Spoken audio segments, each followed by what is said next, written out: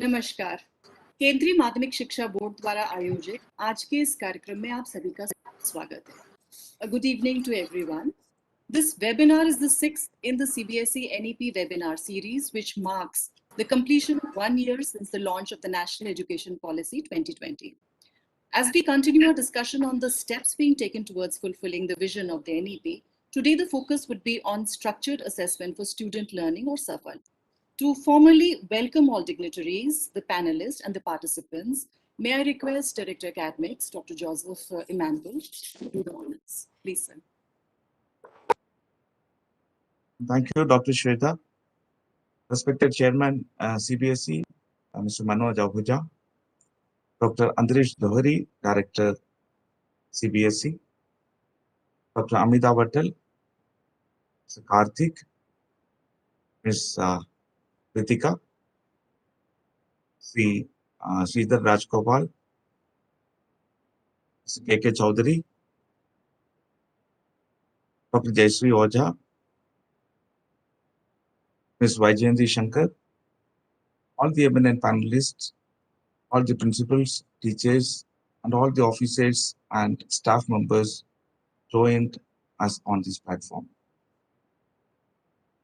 As Dr. Shweta has rightly said, this is the sixth webinar on the CBSE-NEP series, and all the webinars were well received by all the stakeholders.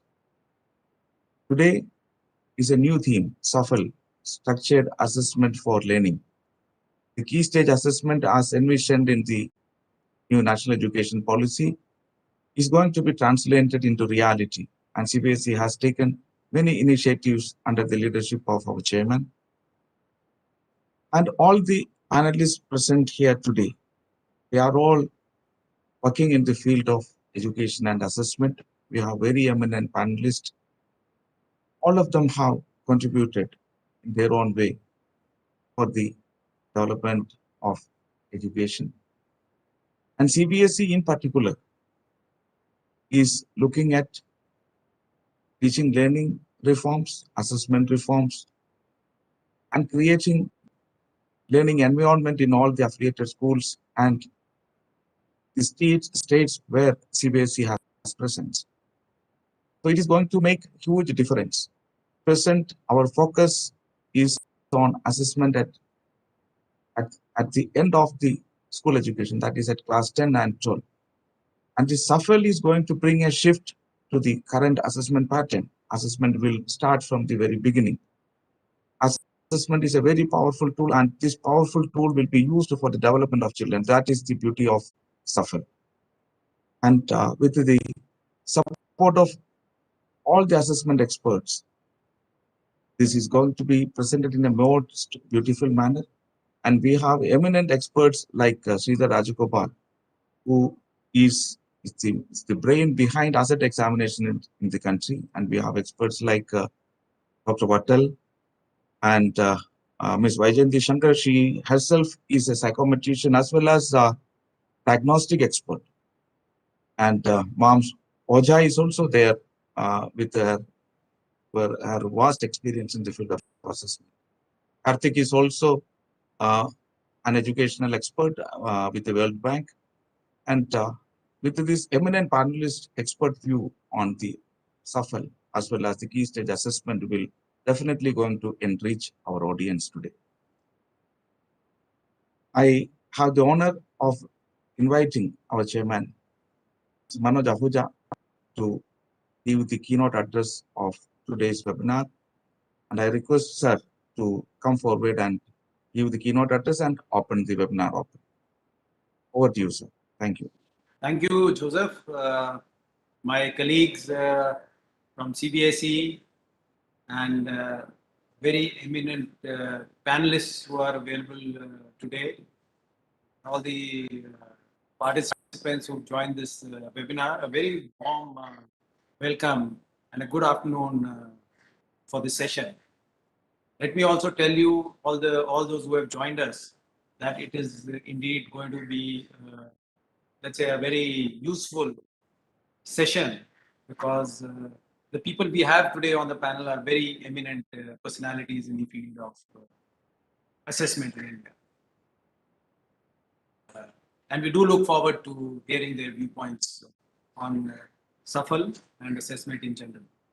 All of you are aware about the national education policy and the priority and the importance it plays on assessment for bringing about qualitative changes in the education system.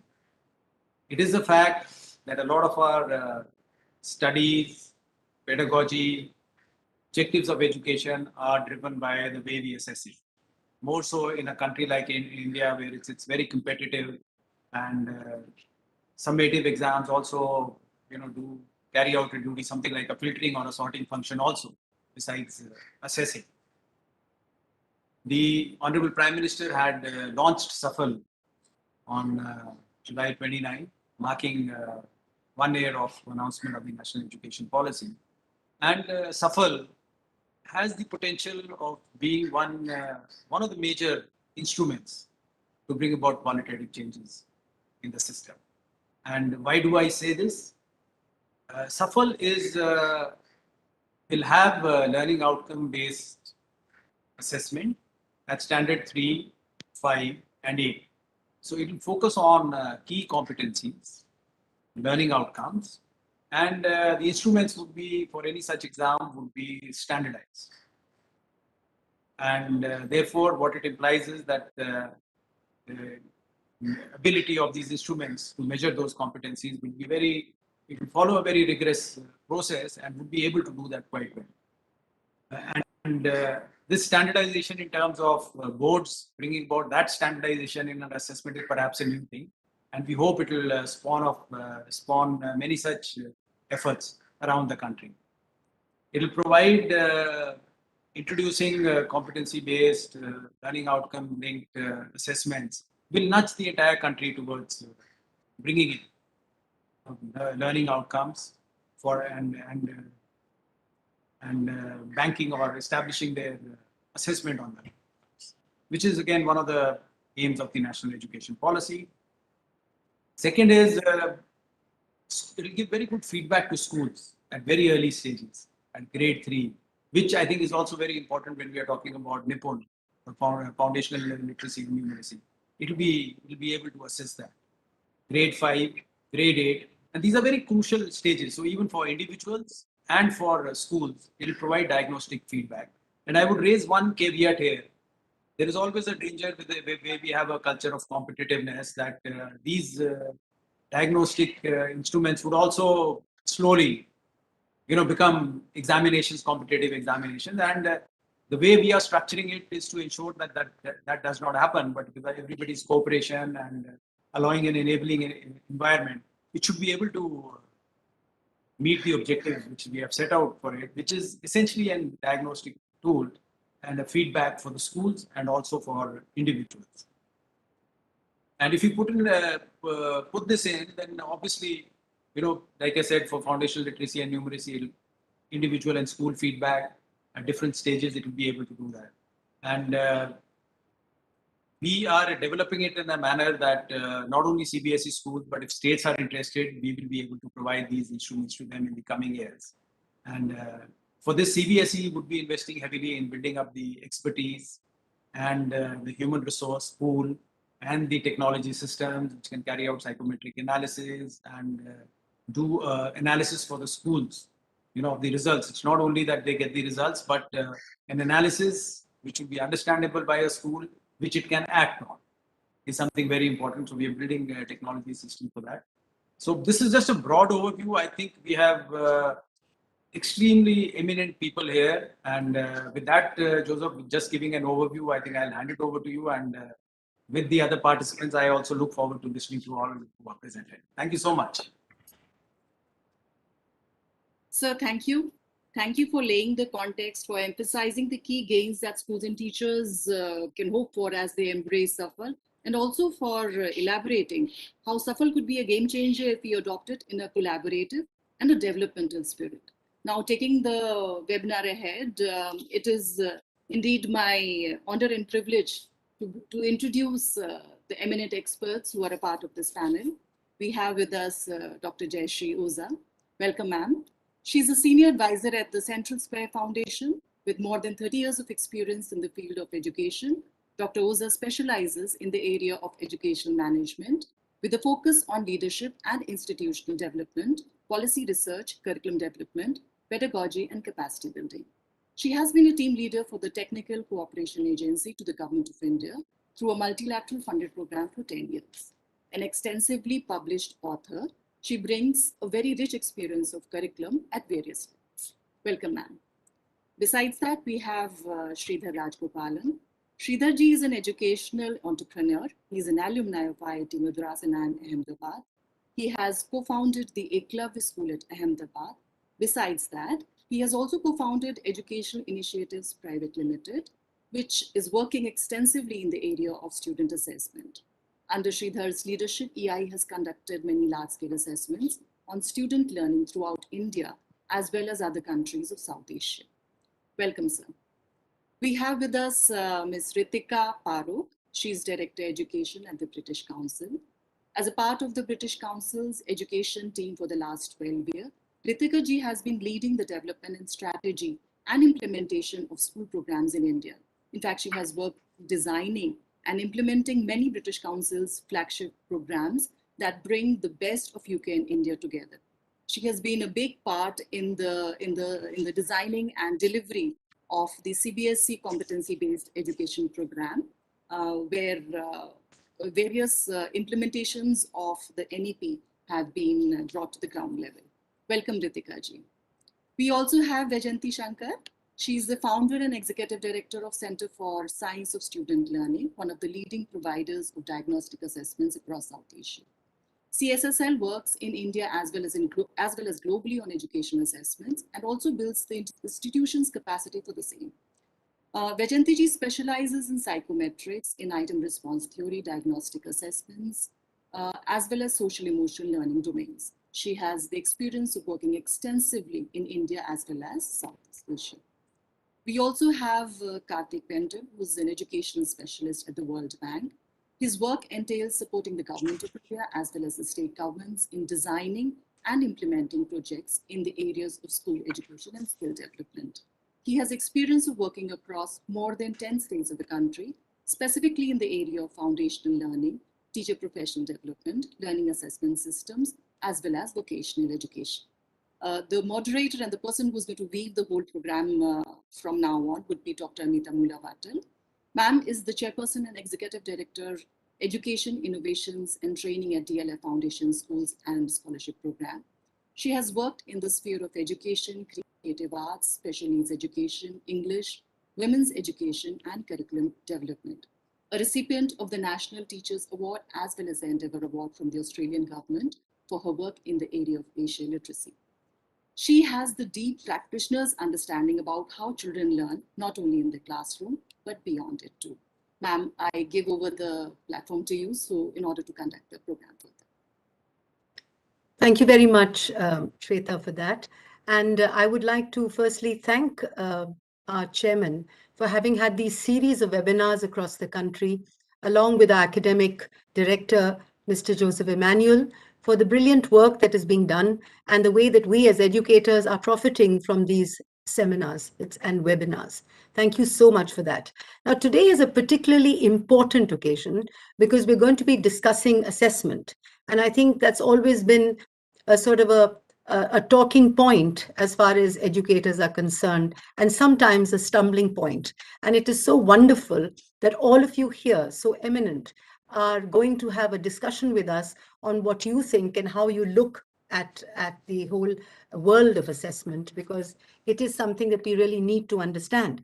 And I think the purpose of assessment essentially would be to attain a sort of an understanding of the learning outcomes and map to the learning domains. And that's what we're looking at by designing learning and teaching initiatives, and finally conducting formative assessments to measure attainment of these learning outcomes. I think essentially if SAFAL is practiced in letter and spirit, it'll change the face of our classrooms and in turn will create a very thinking school, which will help in measuring students' performance against defined learning indicators if deconstructed well.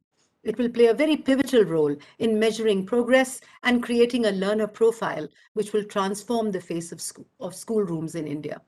I would like to start with my friend Ritika, and someone who's been very involved with the understanding of assessment and has done a deep dive into the NCERT curriculum and the CBSE syllabus by assessing the pedagogies required for this transaction, breaking it down with the understanding that content need not be changed, but the teaching pedagogies and lesson plans have to be indicative of assessment. So with that, Ritika, I leave the place to you. Would you like to comment upon what I just mentioned? Ritika, thank you. Thank you, Amita. It's a pleasure to be on this forum and to share what we are doing with you. Essentially, in my role in the British Council, my aim and objective is to bring the best of British, expertise in this area meaningfully. So it's not a case of lift and shift, but a case of co-creating a program that works for the beneficiaries in the end. And with this view in mind, we began the journey by inviting ENIC, which is an organization in the UK that works on qualification equivalence and has specialist understanding of how to evaluate systems, to work in a consultation with CBSE to understand where there is need, because you don't want to tinker where there is no need to change. So to identify how to bring about the most impactful change with the limited resources we have in hand, because ultimately resources are always limited, in that sense. And with that in mind, we came to the conclusion that we would like to use assessment to improve teaching and learning, because they're so intricately linked with one another. There's a marriage of the two in our project would be a key kind of area. And one of the things that ENIC came back and said to us, and our instruction to them was to do something which was very doable, not to go into very difficult to implement kind of a thing, and to take our teachers and our schools with us on the journey. So we began that journey, and our aim was to transform ourselves from being a very content-focused system of education to a very competency-based and skills-focused. So I do want to share with you literally a 4-minute video, which I think explains better than I do what we tried to do over that period of time. And I'm going to request my colleague Peenal to share that video if that's possible. Peenal, do you want to come in and share the video now?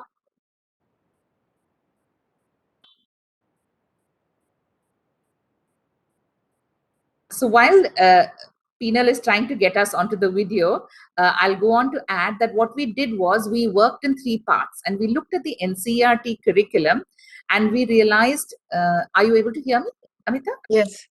Yeah, so we realized that, there is no need for a major change within it. It's a great document.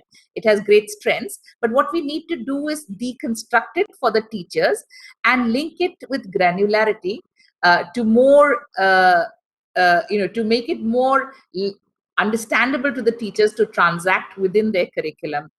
And as a result of which, we created 3 documents, or we aim to create 3 documents. 1 is already out there, and 2 which will come, which will kind of link up the curriculum, the CBSE syllabus, with the assessment outcomes and the test items and question papers. So, the mosaic of all this, contributing to the whole teaching learning process as such. So are we ready to go, Peenal? Do you want to start it? Thank you.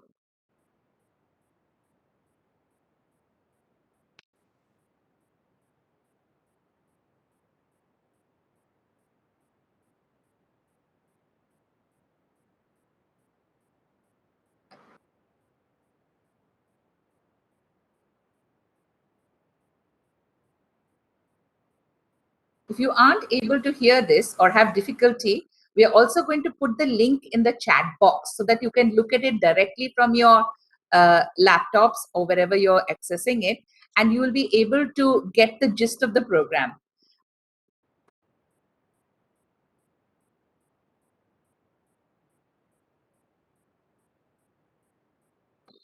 Peenal, the audio is not coming through.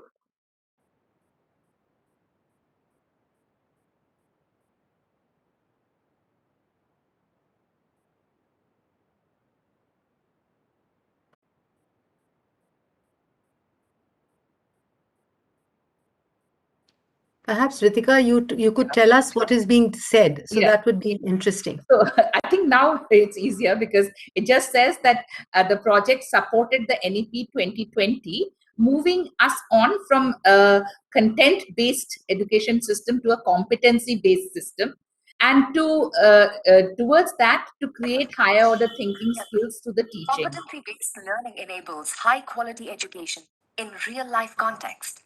It emphasizes on predefined competencies at each level of the student's learning journey and takes them beyond the confines of their textbook, linking their learning to life. We've worked to ensure that the assessments which will be created assess both the higher order thinking skills, such as analysis and evaluation, and the recall and application of knowledge. We've taken good practice from a variety of sources and worked with CBSE experts to design a framework which will deliver valid assessment of these higher order skills and which will be well aligned to the learning outcomes set out in the NCERT curriculum. To support competency-based education, British Council entered into a partnership with the Central Board of Secondary Education in March 2020 and launched the Competency-Based Education Project. As a part of this project, British Council and its knowledge partner Alpha Plus, in partnership with CBSE India, present the Competency-Based Assessment Framework. Designed in collaboration with UK experts, the assessment framework provides professional development to education system leaders, teachers, and examination designers. Our role is to support master trainers and DSTAG mentors the skills that they need to support teachers in the rollout of competency-based learning into the classroom. Our approach combines international expertise from the Faculty of Education, along with deep local knowledge from our Cambridge International team in India, to help produce a bespoke program that is aligned with the CBSE curriculum. Under the direction and guidance of CBSE, the project uses assessment as a driver and motivator of change in teaching quality in the classroom. The unique feature of this project is its whole system approach that focuses on creating an enabling environment. It helps CBSE in change management. It teaches for the continuous professional development. Overall, the Competency-Based Education Project provides mentorship support for the teachers, embeds new learning into classroom teaching practice, guides reading, English, maths, and science teachers of classes 6 to 10 to drive practical learning, strengthens the capacity of schools to create high-quality competency-based question papers. The project team combined a document review with on-the-ground experience, meeting with students, teachers, and CBSE staff. We focus on Standard 10 for maths, science, and reading, comparing to well-established international education systems. The final report made a number of recommendations to enhance teaching, curriculum design, and, in particular, assessment. The Competency-Based Education Project aims to bring about systemic change in teaching, learning, and assessment practices by 2024. The project will not only make a lasting impact on the education ecosystem, but will also help students realize their potential so that they can fully contribute to making the country and the world safe, sustainable, prosperous, and peaceful. I thank all the UK knowledge partners and the teachers and education experts in both countries who've worked to make the project happen. I'm sure that it will make a positive contribution to enabling high quality teaching to improve the learning experience and outcomes of all students in CBSE schools. British Council is committed to supporting India's education sector and its knowledge ambitions. We've been working in education for more than 70 years here, and this continuing rich and fruitful association brings benefit to both our countries. So that kind of brings us to the close of the video, Amita. I'm happy to take questions on it, but just to say that the three assets that we will create will be freely accessible. Besides that, all the training materials that we have done will be shared with CBSE and will be available to Diksha on the Diksha platform eventually, and with the CBSE academic websites, which Shweta and her team will be able to guide schools to. And it's there, and we're going to run a series of more workshops to empower people to use the tools such as the question banks that we will create, as well as the learning framework, assessment framework, as well as the lesson plans to go from our side. Thank you, Ritika, for that. We'll take the questions once we go through everyone, across the panel. I think the most important thing that came out when I was looking at the video was that the big shifts really require small changes. That's right. And it is the systems that finally change the system, as you rightly said once, that I think change has to come from within, and the collaborative system of prioritizing formative assessment, the fact that conducting authentic assessment for 21st century skilling, looking at all stages of foundational, preparatory, and middle stages, etc. I think that came out extremely well, and how it was emerging, developing, acquired, and proficient. And so that is a sort of a teaser that we got out of that. Thank you very much for that intervention. I will now move forward to Karthik. Karthik, your understanding of assessment is that it plays a very facilitative role in order to be transformative.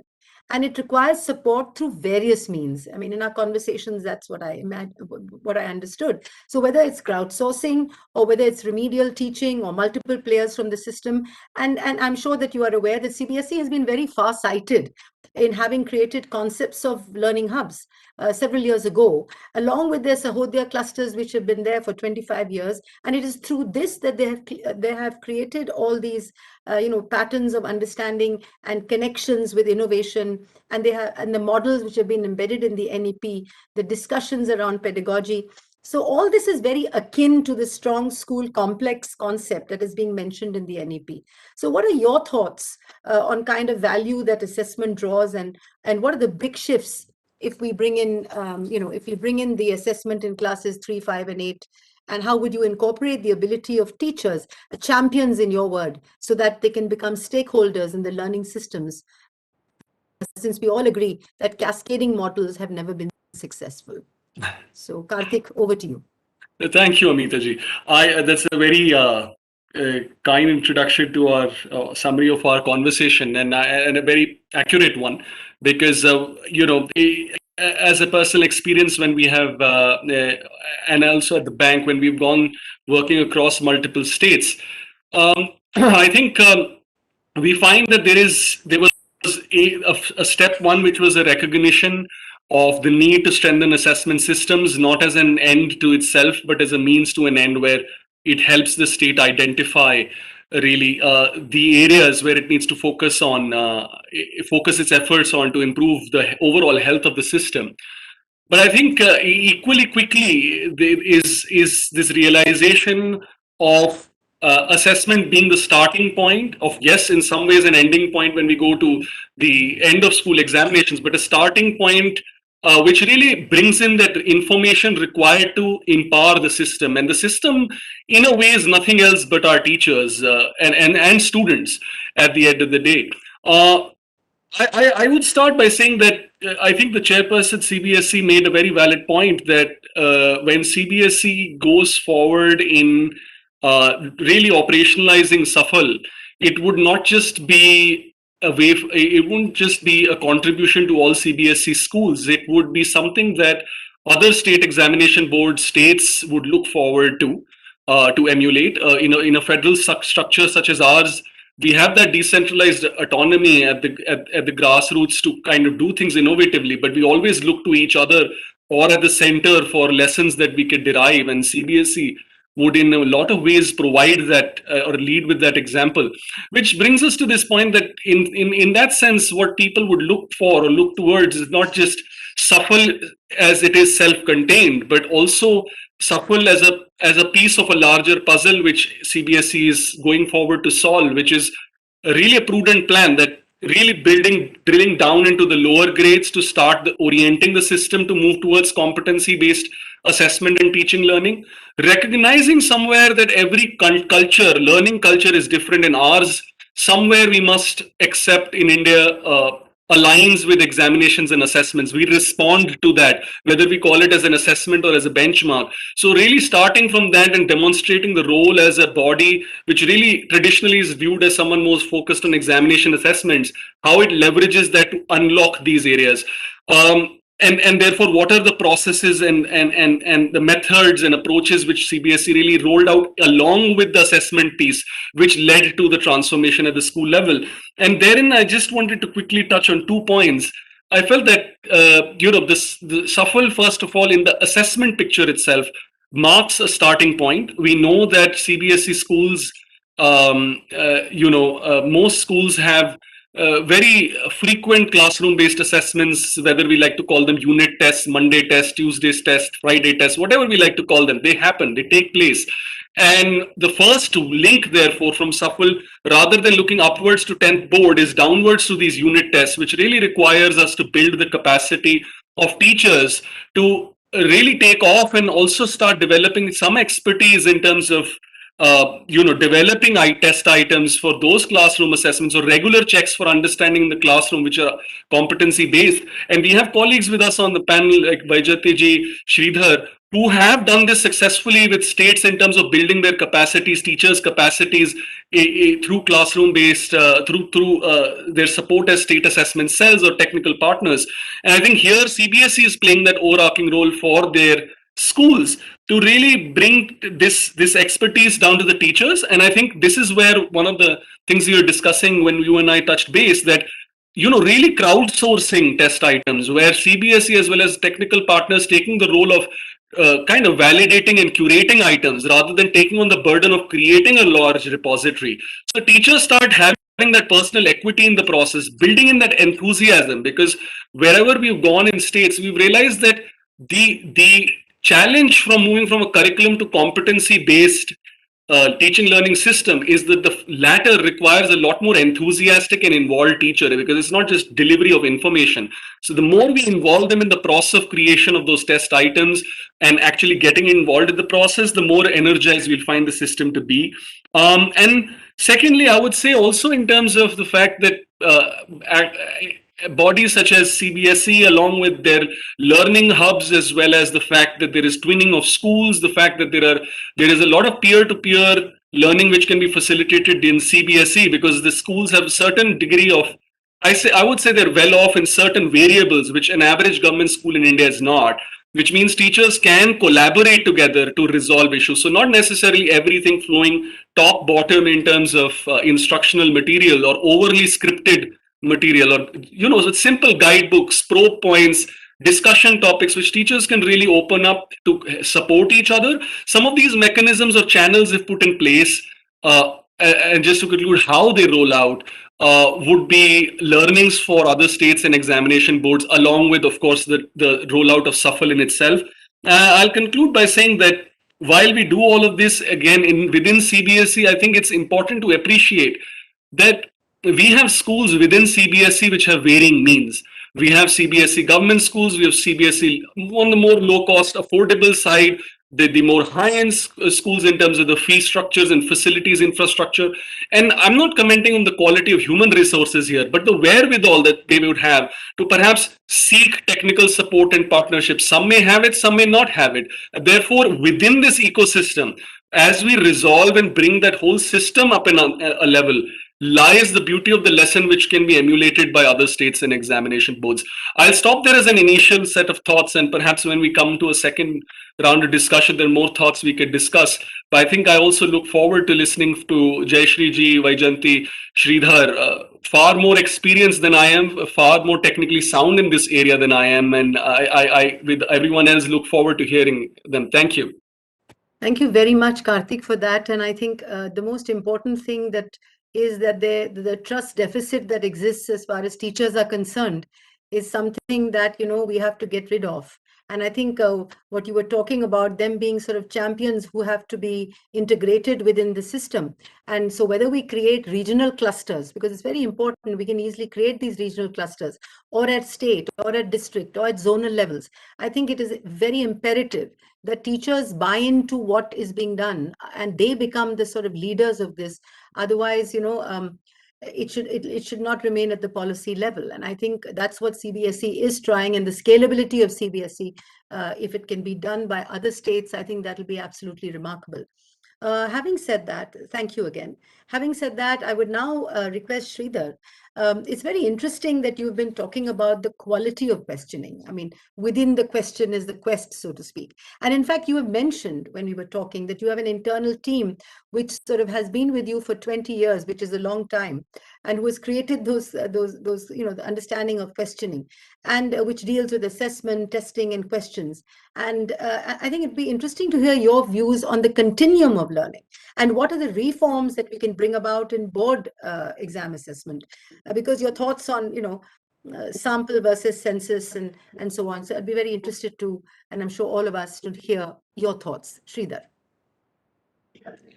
Thank you very much, Amitaji. It's a pleasure to be here, and great to hear the other panelists too. And very interesting questions that you asked. And one of the things that we emphasize is that the question is the heart of the entire assessment. This is something that the National Curriculum Framework, during the 2005 process, there was a document, focus group on examination reform, that makes the same point.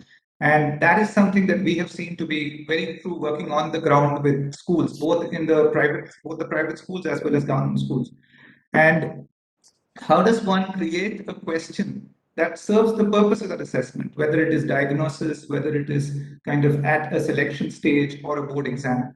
And one of the challenges in our system has been that, as people have mentioned, we've kind of over the years slid to something which has been more content-based. So it has been more of content-based questioning and not this kind of understanding or competency-based questioning. One of the examples we give for this is to say that the items should be unfamiliar items in unfamiliar contexts. At least some of the items should be in unfamiliar contexts, but real life and authentic data.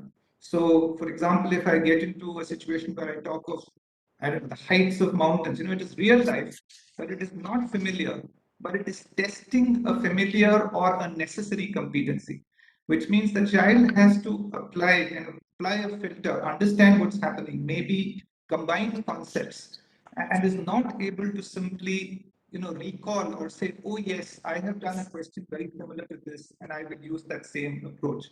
And we find that questions like this serve two purposes. I mean, not only are they interesting, for the child, but it kind of provokes them to think. And these can also identify, if they are developed carefully and based on how they are structured, gaps that are observed when children are learning these processes. So that's where the diagnosis aspect comes in. And it's not that one question will achieve all these goals. And it's not that every question in the paper, is going to be unfamiliar and so on. But some of the questions, when they do that, we kind of really encourage children to think in that way. But even more importantly, it gives teachers feedback. And when I say teachers, if it's a classroom test, the classroom teacher gets the feedback. But whenever it's at the system level, the system gets this input, which helps it at some level plan teacher training, but at a large scale level, even to look at textbooks and the kind of concepts. I remember early when we had started our acid test, we found that children in grades 4 and 5, were weak in the skill of estimation. So what would be how much is a meter? What is the amount of space that a vehicle would take? Different kinds of estimation skills which are very important in real life. And then based on that, over a period of years, we find that the curriculum also has emphasized these skills. So assessments also open a door towards those aspects that need to be understood and learned in the curriculum. So that's the one way of explaining the importance of questions. Many people have talked about the importance of teachers getting involved in this process. In fact, one of the things, we are also working with the CBSE. One of the things that we plan to do later in the year or next year is a question-making competition. Where teachers get a chance to participate in this process, but they both have certain tips and workshops to help them, but also guidelines from experts. And so this skill of both making and detecting good questions is something that develops in all teachers.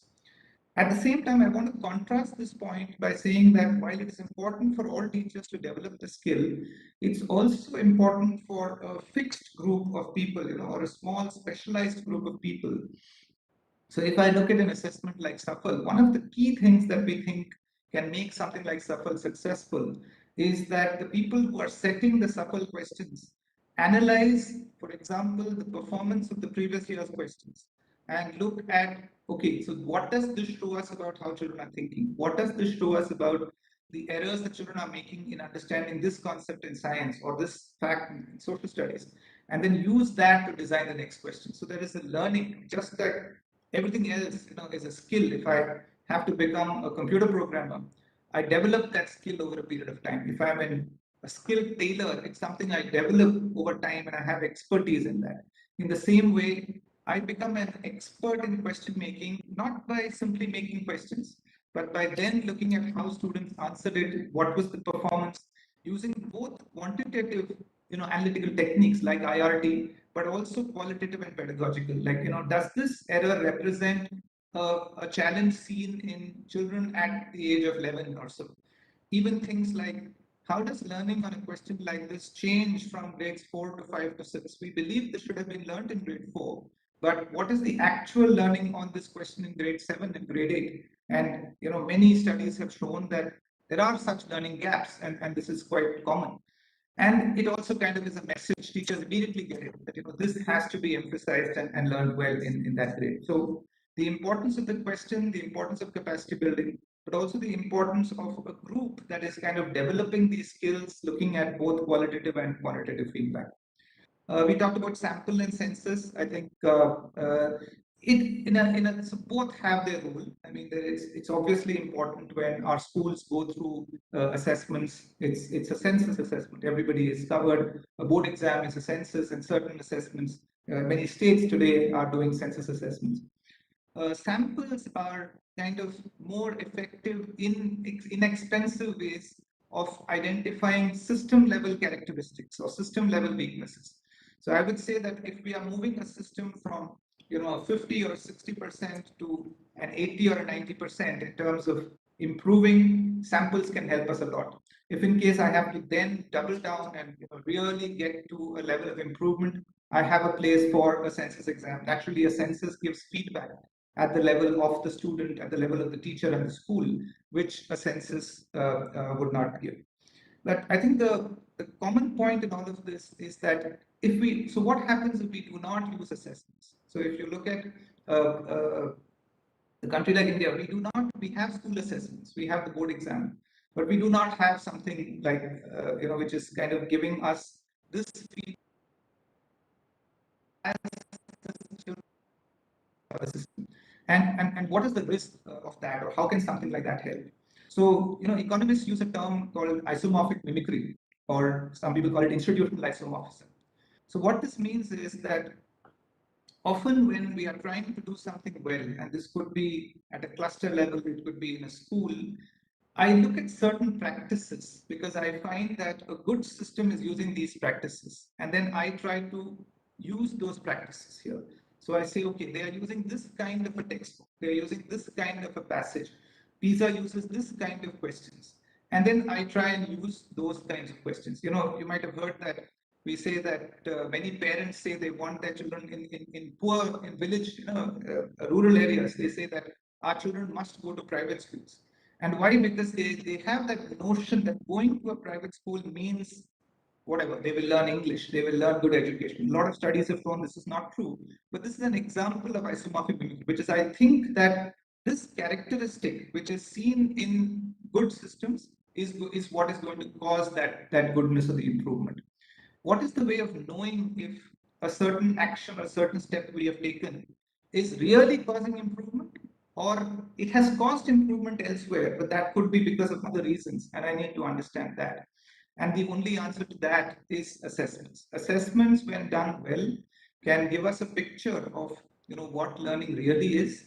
They kind of give a continuity, because I can say that this is where we were and we have managed to bring an improvement in the last 2 years, and we can improve further as we go along. And I think that is where the opportunity lies, and it is like been amazing. We have been working with the CBSE for a while now, helping to both learn from them and to look at these aspects of question making and question analysis, creating the learning frameworks and so on. And I think this is a very, very important journey for the country, completely inspired by the NEP.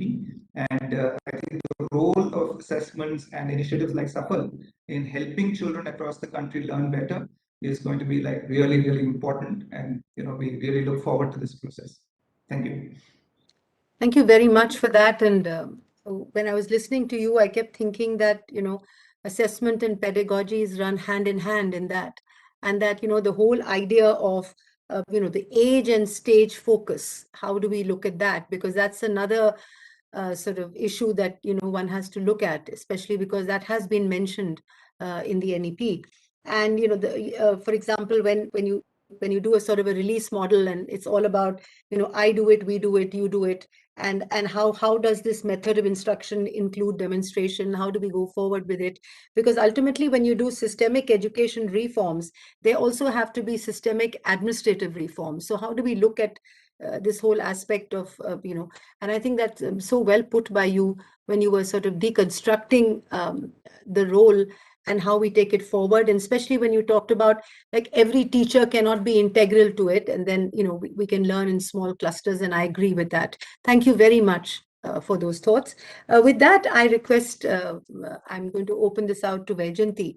Vaijayanti, you have specialized in building assessments over the years at both level of policy and classrooms, and not focusing so much on how much or how many in terms of content and grading, but how and how well, in your own words. So could you comment on these milestone years of 3, 5, and 8? Because that also is something I personally would like to know, which do not speak of very high stake assessments, but helping in providing feedback on every child through a sense of assessment, And perhaps maybe later in the next question, in the next round, I would love to hear your thoughts on the understanding of data and there are so many other things that you do. But in this context, I'd be very interested in knowing your thoughts on, building assessment in these classes and commenting especially on the milestone years, on the sense of assessment. Because parents are getting nervous about, oh my God, are we going to start getting marked in classes 3, 5, and 8? Because so we'd like your thoughts on that. Sure. Thanks, Amitaji. And before I start, my thanks to both Manojji and Josephji for giving me an opportunity to be here and share my thoughts. So before I comment on the milestone years, I just want to start with two things. Whenever we do assessments, especially SAFAL calling itself as a diagnostic test, it's important that it's able to connect to the classroom. It doesn't just stop with the policy, but it's important it connects to the classroom. And while exploring this thought, I wanted to actually share two personal anecdotes. So let me start with a story in mind. So, for example, in the early stages of my career as a teacher, I used to grade the answer scripts, and at the end of it, I used to write "can do better." And I used to also pride myself saying that that I'm doing more than what other teachers are doing, and I'm motivating my children and so on. With how useful it was, I realized it much later in my life when I became a researcher and I started working on large assessment data and so on, and also as a parent. So when I was working, my daughter, when in the 10th grade, she called me one day crying on the phone and said that she was called to the staff room and hauled up by the teacher, saying that the teacher had told her that you can do better in your test. And my daughter had actually scored 23 out of 25, but it was a board year and there was stiff competition within the teachers itself in the school.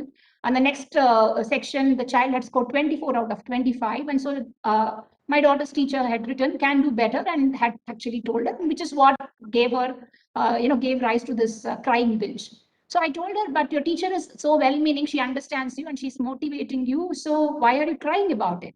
So my daughter told me, so I prepared very well the first time when I wrote this test. And I ended up with 23 out of 25. Now the teacher is telling me that I can do better. So I'm going to prepare again the same way, but I'm not sure whether I'll end up with 23 or 20 or what. And I do not have any information which tells me how I should do better. So that is the first fundamental aha moment, where you have to realize that if you want children to really learn and do better, in whatever you call or you're measuring them on, you need to give them very, very granular information on where they are going wrong. So when we build assessments, the first fundamental thing, as Shrita had mentioned, when you're building assessments that gives diagnostic information, means you build questions where the wrong answer is more important than the right answer. So if somebody gets it right, all you know is that they get it right. But if somebody goes wrong, you really need to know what they're going wrong in, and so that you're able to give feedback and you can remedy. So that is the first thing. The second point we have to realize is that, so let us think of a scenario where a principal is calling a teacher and telling the teacher, I don't know what you will do. Now you have to do something in the classroom so all the classroom performs better. The teacher is, let us assume, a very hardworking teacher and a good teacher, understands her concepts, etc. But when she goes to the classroom, what does she do? She takes more, practice classes. She gives some extra lessons and so on and so forth. But it's basically a brute force approach where she's going to teach more of what she has been teaching the same way and hoping that her class performs better. Compare this to a scenario where you're actually able to say, see, in your class, your children are understanding the fractions you taught, but what we're understanding is that fraction means parts, but they're not understanding that the parts have to be equal. So if the teacher has this type of information, access to this type of information, teacher can quickly remedy it and actually can improve our learning. So the second point is that any assessment that we do has to be providing meaningful information to the teacher so that the system can improve. So now that is where SAFAL has to play a very big role. And I see SAFAL has a great advantage over the other national assessments.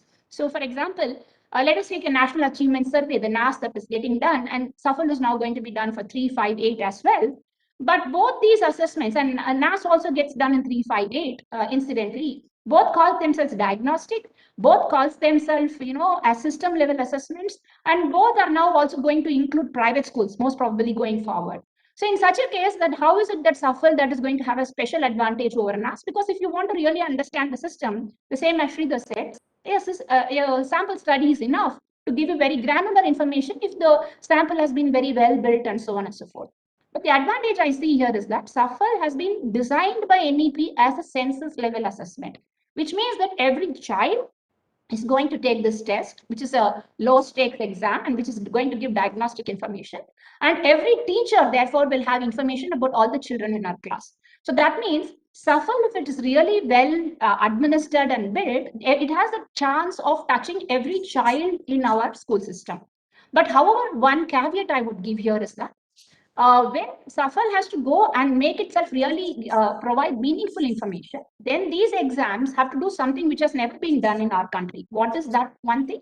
For example, you have to ensure that SAFAL actually produces performance benchmarks or performance levels. And for each of those benchmarks, whatever you may call it as proficient, advanced, average, or above average, or whatever basic, or whatever you set as your performance level, for each of these performance levels, it has to develop performance descriptors and actually do a proper, robust standard setting methodology to fix cut scores. So in this test, if the child is scoring this, he's at the basic level. If the child is scoring this, he's in the advanced level. And because the information is well known, so for example, we have done this standard setting exercise in other countries as well, for the national assessments, and even in India for an early childhood tool developed by World Bank, UNICEF, and CSET, and so on. So this methodology is available, but this needs to be administered. And why is this important? Because this is driven from the curriculum. Usually we do something called as a scale anchoring exercise where we understand what children at the different ability levels are able to do. But in that case, it comes from the data. And especially in states, etc., you know that in our country, the level of learning is low. When the level of learning itself is low, then you basically are understanding what children in those ability buckets are able to do. Whereas when you take it from the standard setting, cut score, performance benchmarks, methodology, you are setting it at the level of the curriculum. So that means you are basically able to say right from the beginning what level the children should be, what should be expected, what is the knowledge and ability that each level should be, and how many children are going to be like that. So, and if this is done, and then this feedback is given to every child and teacher because the data is available and so on and so forth, it will be a phenomenal way in which you can give feedback, which is very meaningful to move the system up. And along with this question on 358, why is 358? So, for example, if you want to really remedy learning, especially learning with understanding, you have to ensure that you are starting low, like in the sense that at the early stages, if the early foundational stages are not really dealt with in the right way, then a learning deficit accumulates, and at a later stage, it is very, very difficult to remedy that.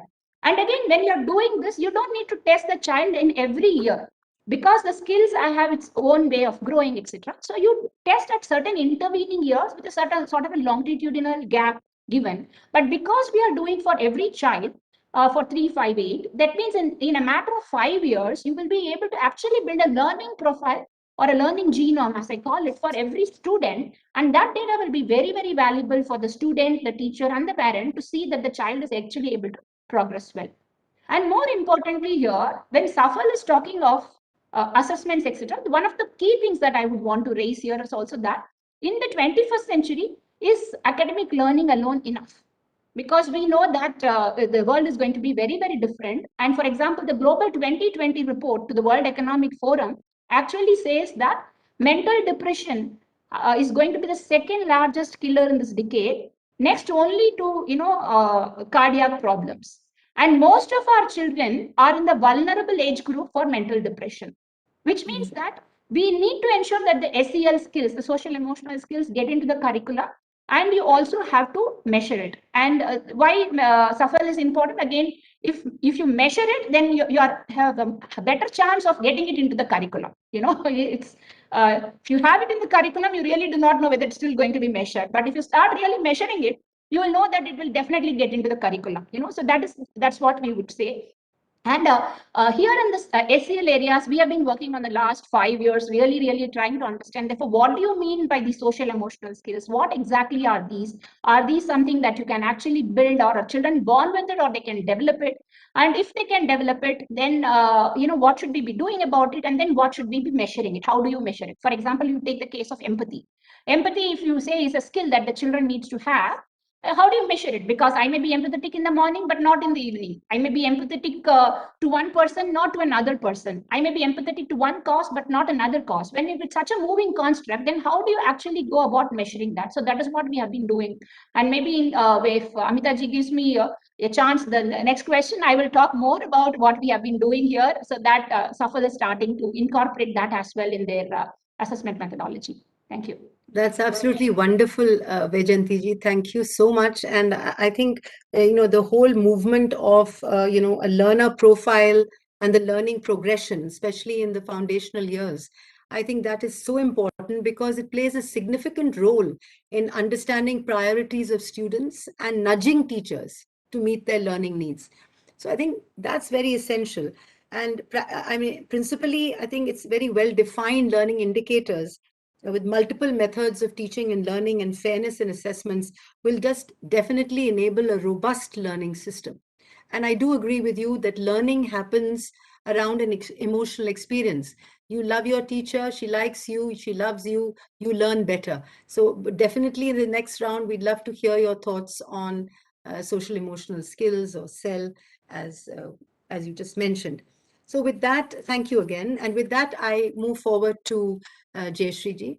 So Jayashree, how do formative assessments get embedded in a system? Because teachers often feel limited in the context. And how do you think of sequencing assessment systems? You're one of the members of the Parak committee, and the importance is also to ensure rehabilitation of data. So how would you look at all these aspects? You've also worked in the area of data sanctity and security. And so would you share your views with us on also on how to deal with school and board assessment, or maybe you could do that in round 2. So I'd be very interested to know how you look at these issues that I've just brought up after conversations with you. Thank you so much, Jayashree.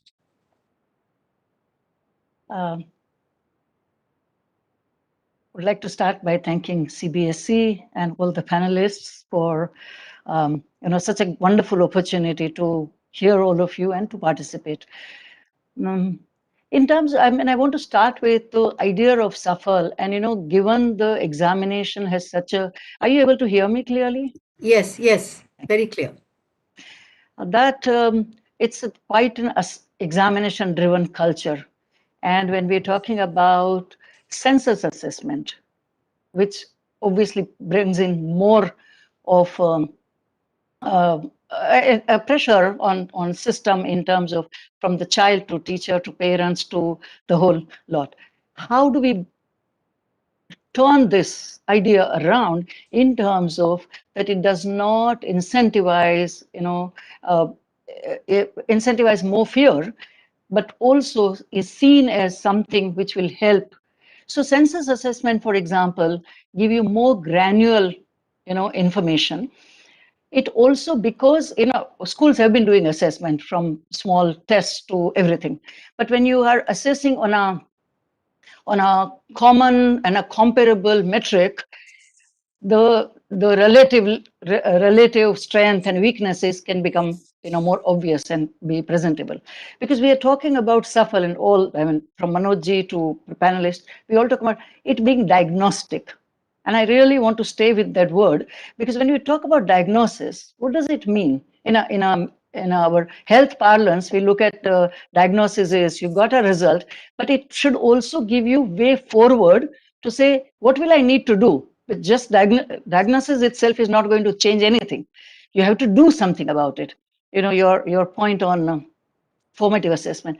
I also want to touch upon a couple of points that Sridhar and later Vaijanti also talked about. If you look at some of the international practices, particularly on like a key stage examination, which is at grade 2 and 6 in UK, or on other NAPLAN at Australia and all, I think 2 or 3 key things that we need to keep in mind is, one is your assessment framework and therefore resultant items. They're really good, because diagnosis will not help if that basis are not really sound. How are we providing results? So I think Vaijanti talked about, whether the child is at a beginning stage, is it at a, meets the expectations or exceeds the expectation, whatever rubric we create. But instead of going into specific marks and, all that traditionally one has been used to, if we are able to do that, those kind of setting this kind of standards, that is going to truly help.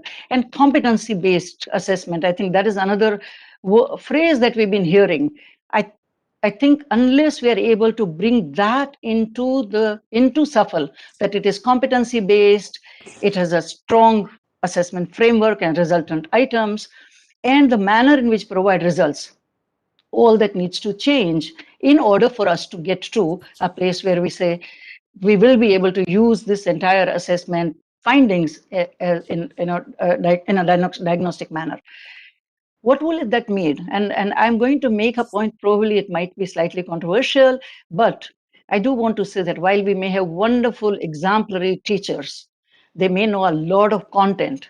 I think an assessment competency, not only teachers, I'm talking about system. I do not believe that we have strong assessment, scientific assessment professionals, barring, of course, my eminent panelists who are sitting here.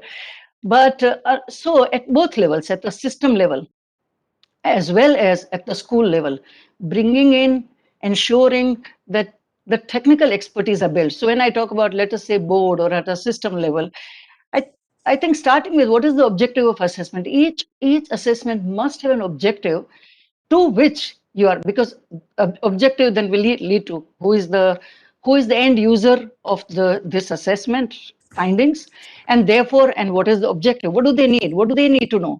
Is it the system? Is it the parent? Is it? And in this case, we are saying it's diagnostic. That means certainly the schools need to know, teachers need to know, and the system needs to know, whether it is at a cluster level, state level, or the board level. So I think at both level, diagnostic word needs to, and a phrase and its actual meaning needs to be playing it out. What kinds of competencies? So I started by saying, okay, does the board or the system which plans the assessment, are we clear about the objectives? What is it that we want to find out? Is there enough expertise? And all this need to be built. So there's not a complaint. It's just that how do we make sure that robust assessment framework is developed, strong items which are competency based, they are developed.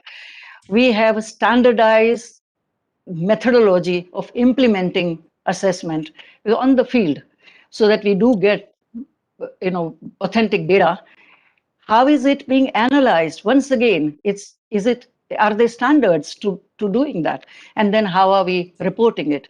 So at a system level, there needs to be competencies built to do all this. At a school level, and that is one of the reasons, because normally I would say census assessments are far more expensive on a variety of fronts, besides fund, time, effort, everything. But if we can truly use this as a diagnostic, then at a school level, even at a school level, I would say at a system, teacher, and a child level. What do I mean by system? When the finding comes around, which tells us that there are certain competencies in which our children are weak, we need to look at how much time on task, what is the timetabling, who are the teachers who are teaching it, what is the learning material we provide, how can we enhance that learning material, increase in the areas in which our children are not doing well, whether it is specific to science, certain concepts in mathematics. That's at the system level at the school, where leadership plays a part. At an individual teacher level, when you get that data at a school level, and this is the, unlike achievement surveys, which are sample based, here at a school level, you're going to get data, which will tell you subject by subject, and teachers can look at and reflect. So we talk about, teachers being reflective practitioners. What will that mean? When we talk about formative assessment, our teachers, having looked at this analytical once in a year kind of thing, are they constantly now going into on a weekly basis? Karthik a while back talked about we have those weekly tests or a unit test and those things. Yes, we do have the test.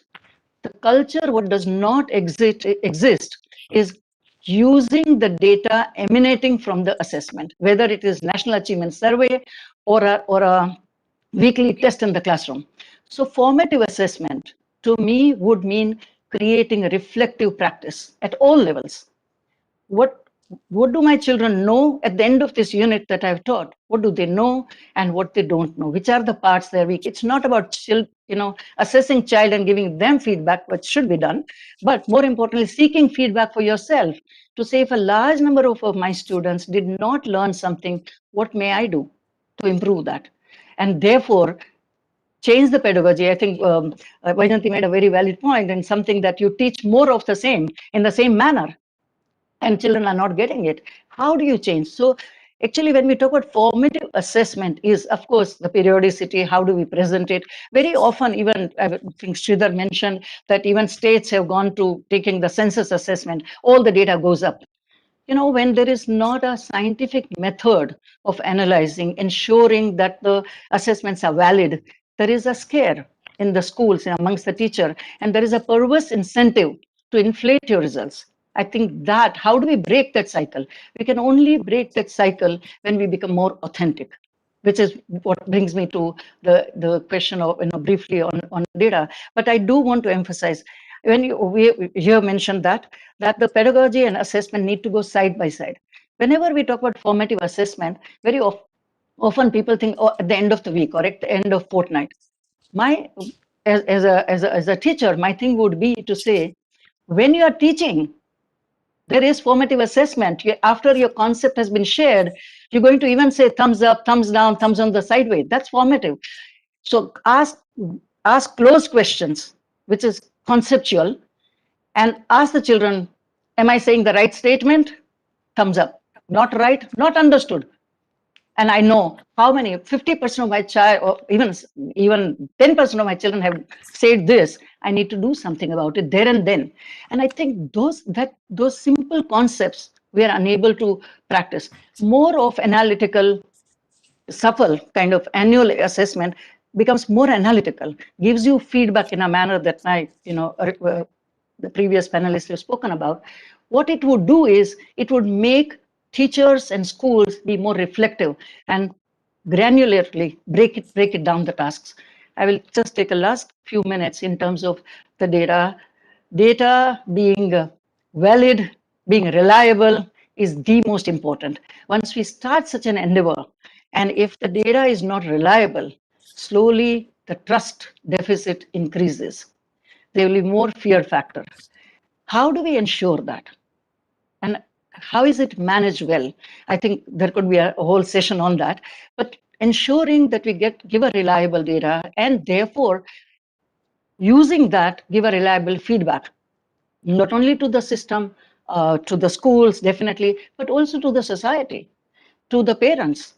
And very often parents can use the data also to help their own children learn and be able to, or even work with the schools in a close manner. Could even potentially even look at the schools, different schools, because they're all being great, they're all taking the same assessment. Therefore, I would like to close here because I know we have a very little time, but there will be question answers and I'll be happy to respond to that. But thank you very much. Thank you so much for these wonderful thoughts. And I will definitely get back to you because I think there was a very important point that we talked about when we said, so how can this be deconstructed in the 15 lakh schools across rural India and across states? And how could assessments be understood at that level? And how do we converge that understanding? Because, at one level, we have 22,000 schools, at the other level that, and NEP has talked about a convergence of the center and the state, and how do we take it forward? So it'd be very interesting to hear your thoughts on that. What I plan to do now is that if we could just go take a quick round again, because these are such interesting thoughts that you have just ideated and talked about, that I would like very much that if educators like me could be left with something really, that we could take back and say, yes, this is something I can talk to my teacher about. Whatever you've said has been extremely interesting, but if you could sort of encapsulate something that you feel is absolutely essential and that would help us as educators to take back and think about it, ponder upon, deconstruct it in our classrooms in a way, big or small, because we are still in the nascent stage of understanding assessments. So on that level, I now seek Ritika, who started this wonderful, I won't call it panel, but roundtable, sort of techno roundtable. So it would be very nice if Ritika gave her thoughts on this.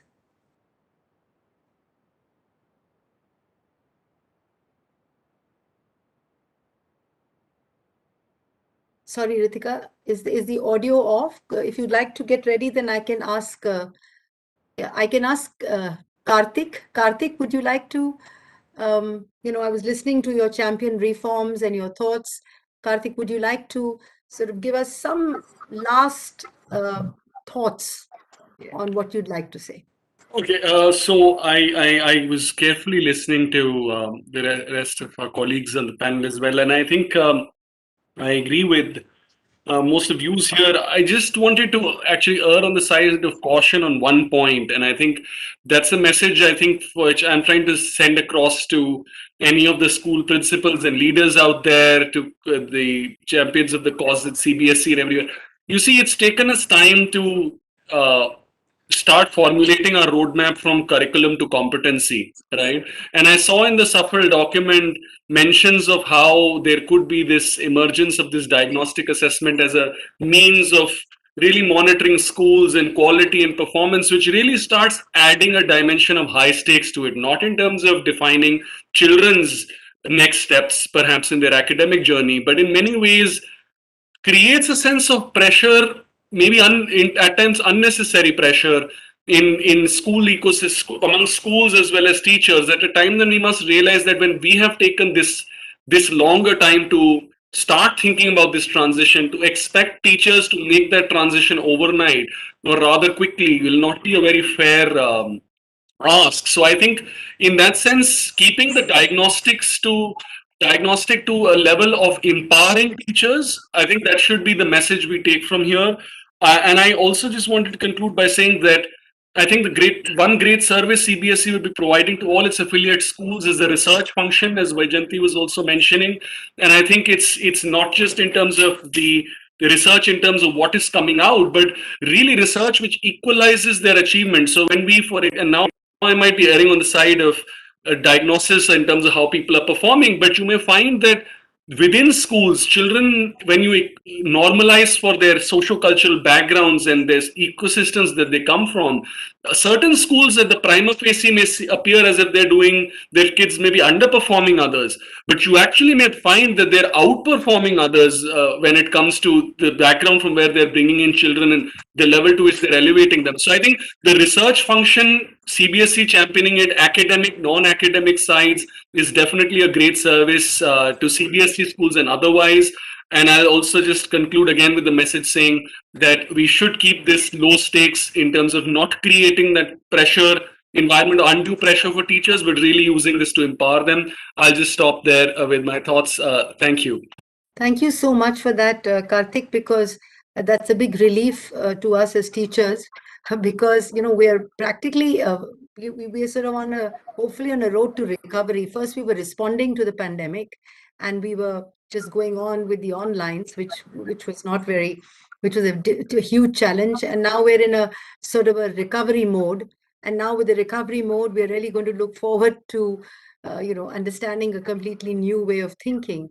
And the way ahead. So with that, I'd like to get back to Ritika if she's there. Yes, And yeah, can you please. hear me? Yes, absolutely. Yeah. So I'd like to say that I really enjoyed being a part of the panel today, because I am not an academician or an assessment expert, but more a project manager in that sense, and a system implementation of project change. And one of the things that strike me as a parallel to things that happen is that this is a big change management project, the NEP itself, and with very, many parts. And any change goes with a little bit of grieving, and then an acceptance of the disorder that happens thereafter, and then you get your directions out there. And a shift in culture alongside that is very critical. And a big part of the shift in culture is around how we communicate the purpose of that change. And I think that we all, as individuals, as leaders of organizations, and as principals out there, have a job to do in communicating the purpose. And as successfully as we will communicate it, we will be able to find support for what we are trying to do in that, and that trust factor will come through it. So that's one of the things that I would really suggest to people, is to spend some time thinking about how we are talking about what we are going about it, because that's going to buy acceptance, and when it's going to get acceptance and trust, it's going to succeed in that sense. So that would be my sort of one key thing that I'd like to leave with those who are joining the session today and my colleagues here. Thank you very much for that. Sridhar, any last thoughts, so to speak? Be very interested to hear. It'd be nice to hear about scalability model. Yeah. No, I think the message I would like to leave with to principals is that assessments should be giving you, like, it should be, every assessment should give you something that is really useful, something that you did not know, and yet you can verify and it is correct. So we say something which was non-obvious but yet true. If it was non-obvious and wrong, it doesn't help, but non-obvious and true. Yeah. Now, how can we do this? One or two suggestions is that in every assessment, even in the school, like 1 or 2 questions are focused. So out of the whole paper are focused on this kind of research of learning, and that can get discussed. In some cases, duplicate a question across grades 5, 6, and 7, and then have teachers discuss what they found from that. A variation of the same thing is that, what is it that the children are learning? What has happened when you look at a longitudinal thing, like between grade 4 and grade 8? So basically, I would say be more demanding in terms of what you are getting out of an assessment. Just through playing around and thinking about 1 or 2 questions, you'll be surprised the extent to which it will build the capacity of your teachers and get them excited, and indirectly get the children excited for learning. And that is the only way we can increase this. We want to create this change in the country. It's not going to happen at a top-down level, but this is the way in which schools, teachers can get involved. And that, to me, is the way that we can really scale up this to a real change. That's wonderful, Sridhar. In fact, I think I loved one of my teachers so much, because instead of asking me the usual question of when was the Treaty of Versailles signed, I was asked that if you were to sign the Treaty of Versailles and you were on the draft committee, what kind of a treaty would you have signed? So that really got us thinking, and I think you're absolutely right. The question is what is most essential. Thank you so much for those lovely remarks that you've just given. Vaijayanti ji, back to you now. We would like some more, if you could just give us some more thoughts on cell, because a lot of schools are looking at creating cell labs and, cell sort of, what shall I say, awareness situations where children can connect at a deeper level. So some more thoughts on that. Thank you. Yeah, sure. So this is a very important area, right? So just to continue with what I shared, that mental depression is going to be one of the largest killers. But also we know that COVID has struck us, and then children are now in all virtual isolation and just connecting on the line and more or less isolated to a large extent. And we hear of that this is going to have a large impact on the health and the well-being of our children. And the future is also going to be so technology driven that this isolation to some extent is going to continue and not become less. And also therefore when we are talking of smartness of children or how they evolve, it's a very different type of smart that we are going to be looking at. It is just not scores on your exam, but it is something that how you are able to holistically handle the changing scenario, which is going to change much more faster as we go about and so on. So that is where the SEL work comes in. So fundamentally, when we started working in this area from 2015 onwards, when we realized that SDGs were talking about schools being the places where interpersonal and social skills have to be built, then we questioned ourselves, what are these interpersonal and social skills? But there's a plethora of them, and different people refer to different things. The same word has different meanings for different people. When there's no common understanding, then it's very, very difficult to sort of even figure out and standardize and start giving feedback to people further. So we started really looking at, therefore, what are these social emotional skills?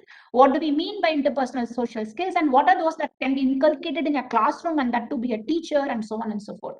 And then we very quickly realized that this terminology issue is not only in India, but across the world. Globally, this is what is happening. The second issue is that then after we figure out that this is so and so, for example, then you have to figure out whether it is first of all measurable. So not all of these skills need to be measured and can be measured as well. It could be something that can keep changing so fast that it is impossible to measure, and therefore how do you measure it at scale? Quite often you would find that counselors are there in most schools, and you know that if a child is having some interpersonal problems, schools will refer their child to the counselor. Counselor will give some tests, and then they observe and so on. But you're going to do it at scale, because you're saying that every child should have interpersonal well-being and social well-being. So if that is the case, then you have to build an assessment. So when we started working on these, then we realized that when you build assessment tools, quite often you have things like what we call as self-reports, or things where children will start giving very quickly aspirational answers.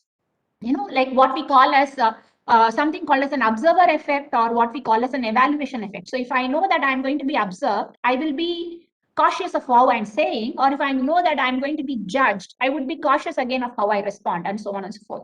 So how do you address, and how do you, because unless social emotional measurements also evolve to a level the same way what academic assessments are now doing, in terms of giving that these are the misconceptions, these are the common errors, and this is the diagnosis, and so on and so forth, and you are able to do it at scale, then SEL will always be very, very limited to the ability of the teacher and her ability to observe the classroom and the child in the classroom, etc. So here we have been doing this work for the last 4 years, and we carried out large-scale assessments on this across 3 states and 5 metro cities, including CBSE schools, which the city people judged as the best schools in those cities, etc.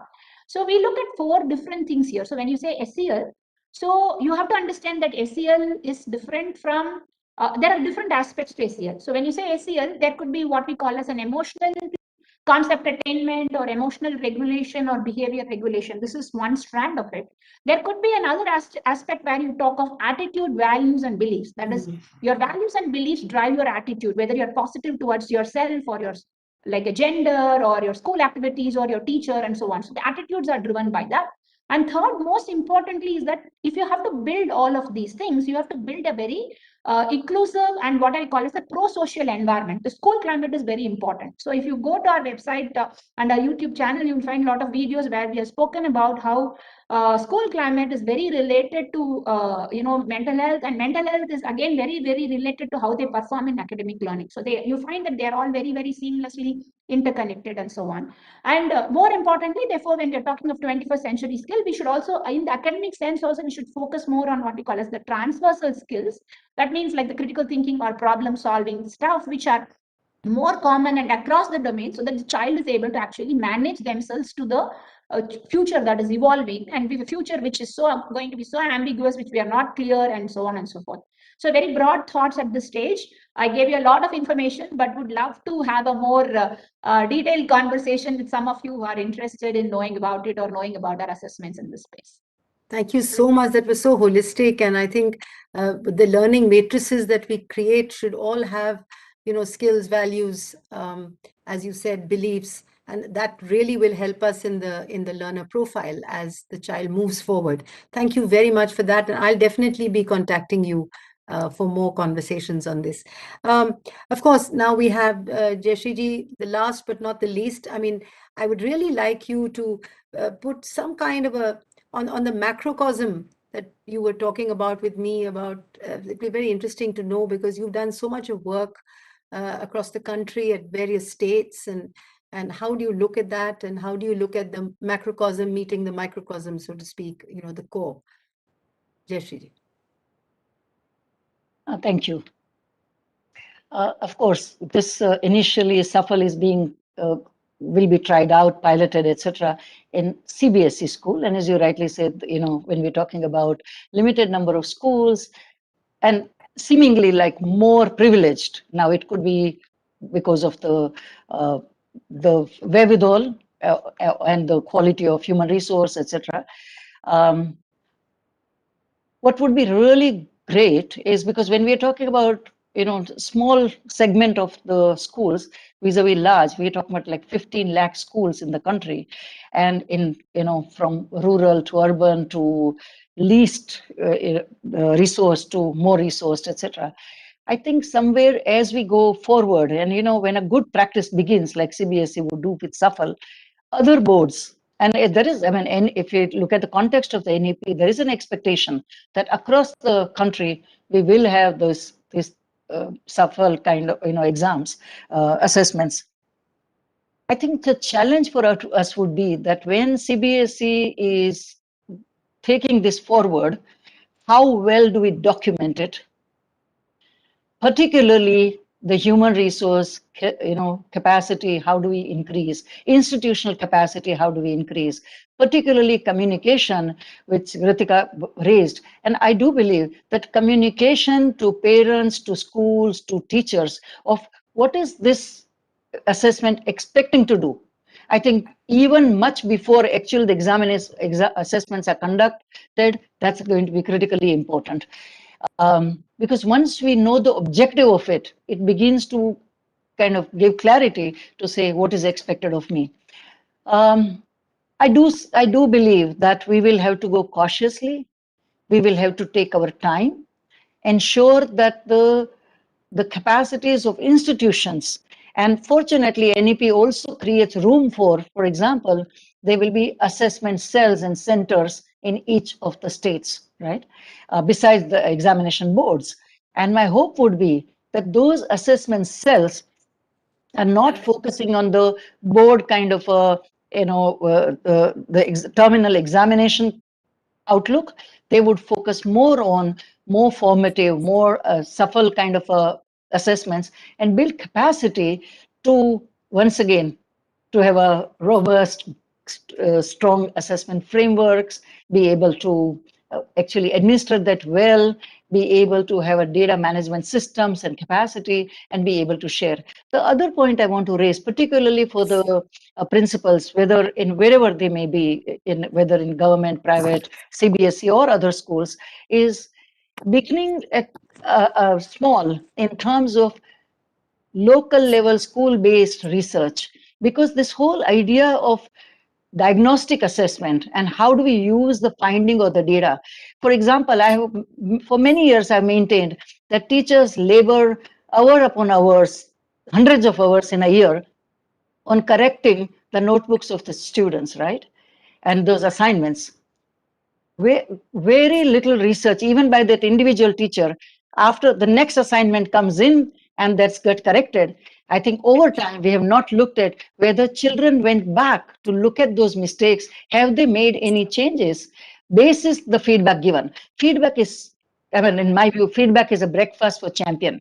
When you get feedback, you need to digest it.